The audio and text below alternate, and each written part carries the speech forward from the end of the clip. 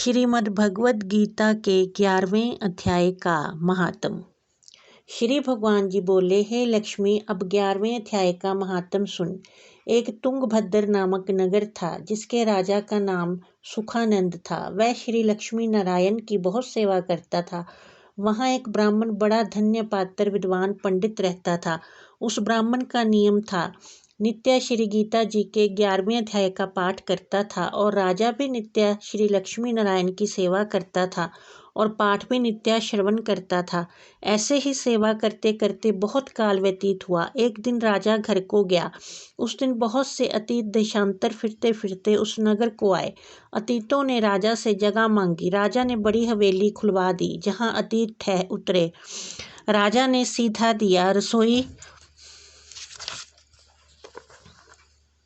कर अतीत बड़े प्रसन्न हुए और अमृत तुल्य वचन बोले। राजा उनके दर्शन को गया। राजा का बेटा भी साथ था और कई भृत्य भी साथ थे। राजा उस हवेली में आया और जो महंत था उसके साथ राजा बातचीत करने लगा और राजा का पुत्र खेलने लगा। वहाँ एक प्रेत रहता था।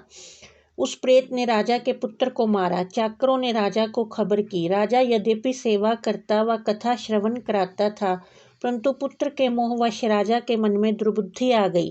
राजा बोला, हे संत जी, आपका दर्शन हमको बहुत फला है। एक पुत्र था, वह भी प्रेत ने मार दिया। तब संत बोले, हे राजन, चलो देखें कहाँ है तेरा पुत्र। राजा, ब्राह्मण, महंत सभी वहाँ आए जहाँ राजकुमार मरा पड़ा था। तब ब्राह्मण ने कहा, अरे प्रेत, तू इस लड़के पर कृपा दृष्टि कर जिससे ये लड़का जी उठे और मैं तुझे श्री गीता जी के 11वें अध्याय का पाठ सुनाता हूँ। तू उसे श्रवण कर जिससे तेरा कल्याण होगा। अब तू पिछले जन्म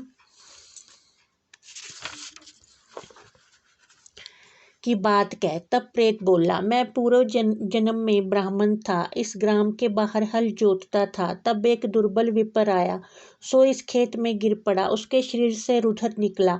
तब एक चील ने उसका मांस नोच खाया। मैं बैठा देखता था। मेरे मन में दया न आई जो उस विप्र को चील से छुड़ाता। इतने में एक विप्र आया। उसने ये देख मुझसे कहा, अरे हल जोतने वाले विप्र, तेरे काम चंडाल जैसे हैं। अरे निर्दयी, तेरे खेत के पास विप्र का मांस चील तोड़ खाती है और तू आंखों से अंधा है जो उसे छुड़ाता नहीं, इसलिए तू मेरे श्राप से प्रेत योनि पावेगा। तब मैंने उसके चरण पकड़ कहा, मेरा उद्धार कैसे होगा। उस विप्र ने कहा, जब तुमको कोई गीता जी के 11वें अध्याय का पाठ सुनावेगा तब तेरा उद्धार होगा। प्रेत अपनी कथा कह चुका। तब विप्र ने राजा से पूछा। राजा ने कहा, इसका उद्धार करिए और मेरे बेटे को जीवित करिए।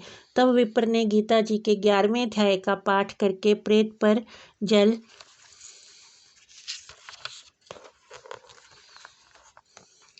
छिड़का, जिससे प्रेत ने अधम देह से छूटकर देवदेही पाई और राजा का पुत्र भी सजीव हो प्रेत देही से श्याम सुंदर चतुर्भुज रूप हो गया।